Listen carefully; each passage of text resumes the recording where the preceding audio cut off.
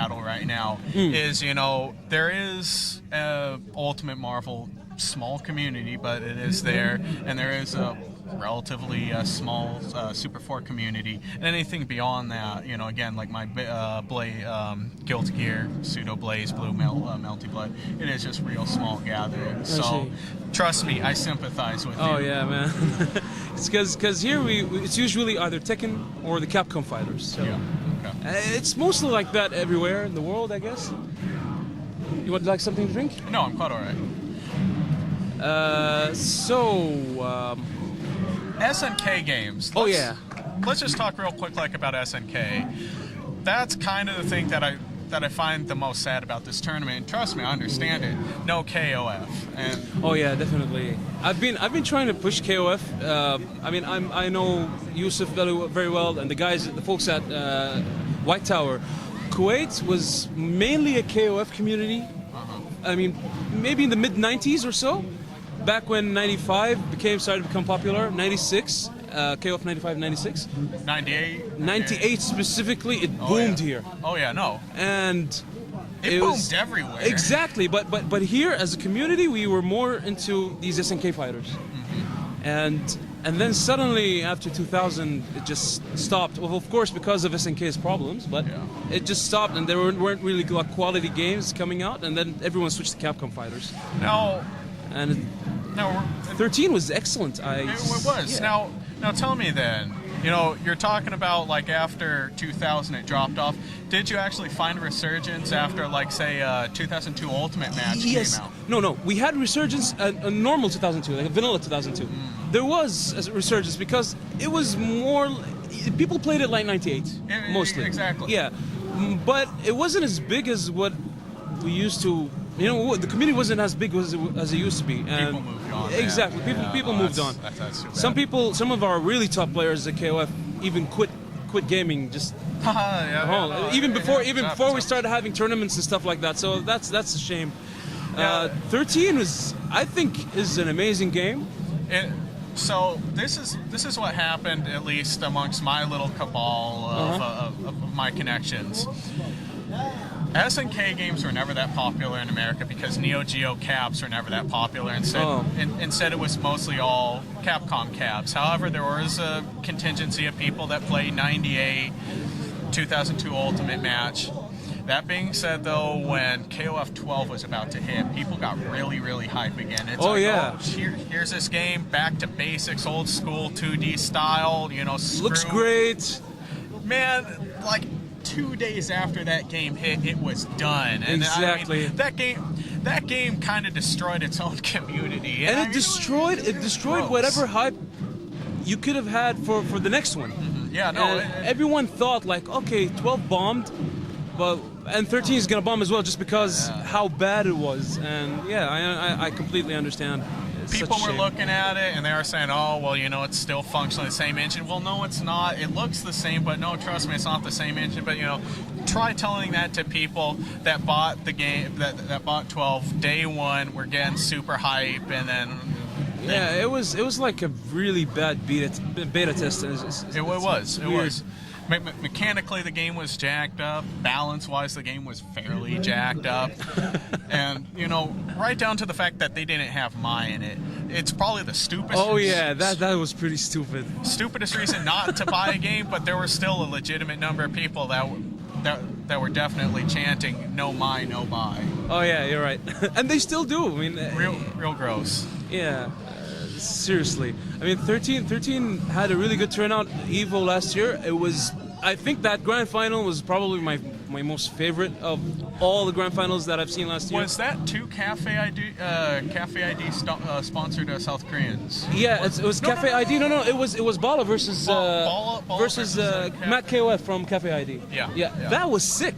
Yeah, no, that was really sick. I enjoyed every single second of that, and how both players were adjusting at the time, it was really awesome. And the reason, I love that match so much. Everything that came after was just a bummer. Seriously, I mean, Street Fighter Infiltration was there.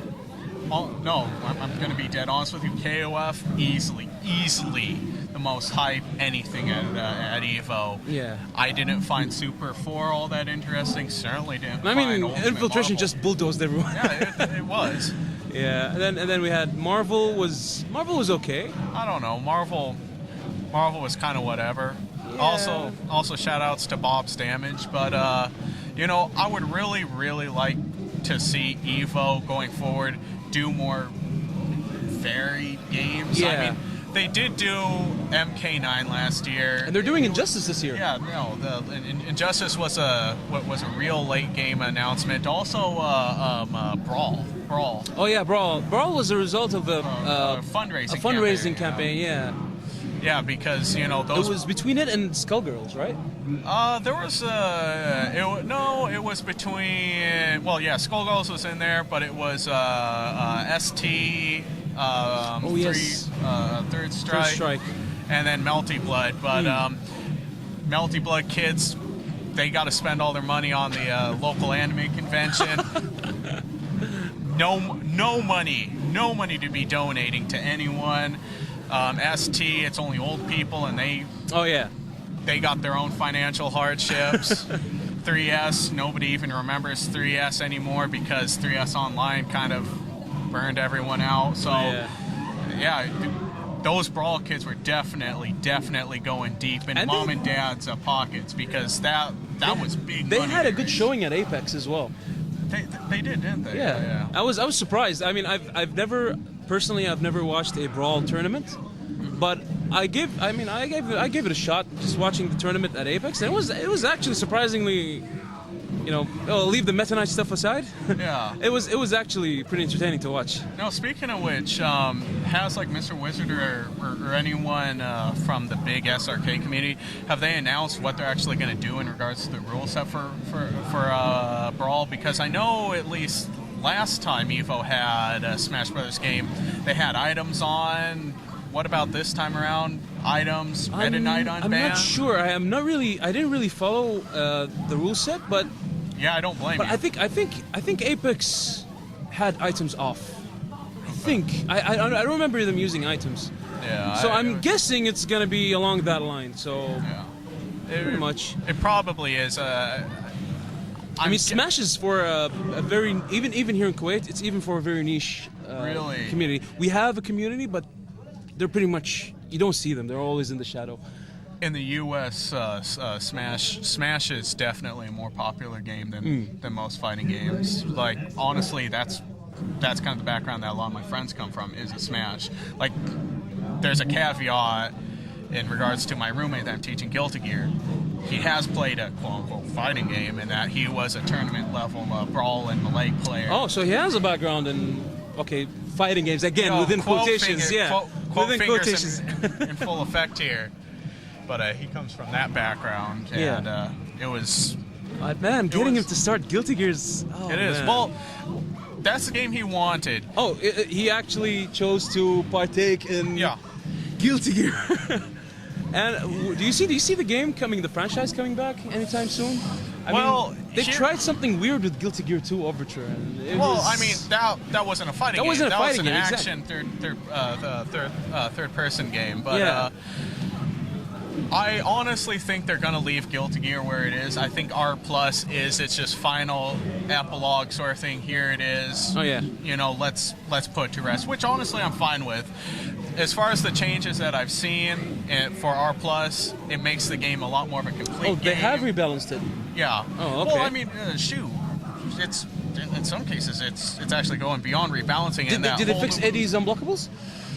Or are they still there, all three of them? I'll get back with you on it, but off the top of my head, Johnny, he can now throw his coins up in the air for anti-air. So. Oh, okay. Yeah. So So they mechanically added new stuff to the characters. Okay, that's pretty good. That's decent. Which coming that late from into the lifespan of the game. Yeah. So I mean, at this point, I think the game is I don't want to say done because there's always going to be Guilty Gear players in Japan. Yeah. But and I've played against them. And let it rest. Yeah. I've played against them, and seriously, it's probably the reason why I quit in the first place. I thought I was doing fine here until I played with them in Japan. Yeah. So, and they're- Akihabara and some. I think it was called Hey, the arcade, the arcade shop. Right. And man, the Testament players.